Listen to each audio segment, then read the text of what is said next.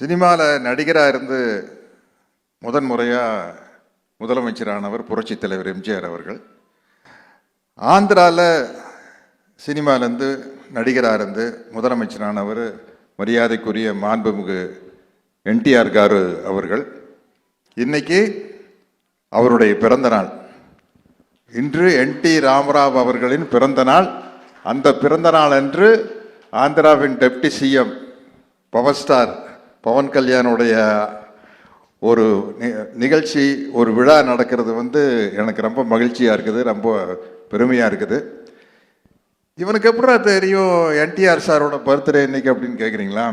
எனக்கு யார் சொன்னாங்க தெரியுமா? ஃபோனில் மெசேஜ் வந்தது. வாணிஸ்ரீ மேடம் சொல்லியிருக்காங்க.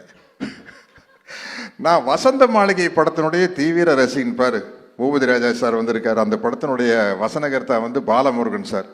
வசந்த மாளிகை படம் பார்த்துட்டு யாராவது கிட்ட பேசணும்னு எனக்கு ஆசை. எனக்கு ரொம்ப பிடிச்ச படம். அப்போ சச்சு மேடம் என்கிட்ட சொன்னா, நான் அவங்ககிட்ட சொன்னேன், நேற்று வசந்த மாளிகை படம் பார்த்தேன் மேடம் அப்படின்னு. அப்படியா, இதான் நம்பர் கொடுக்குற, வாணிஸ்ரீ கிட்ட பேசுங்களேன் அப்படின்னாங்க. அப்போ வாணிஸ்ரீ மேடத்துக்கிட்ட ஃபோன் பண்ணி பேசி அந்த படத்தை பற்றி பேசி நிறைய ஈவெண்ட் விஷயங்களை பகிர்ந்துக்கிட்டோம். அவங்க தான் இன்னைக்கு மெசேஜ் அனுப்பியிருக்கிறாங்க, என்டிஆர் சாருடைய பர்த்டே அப்படின்னு.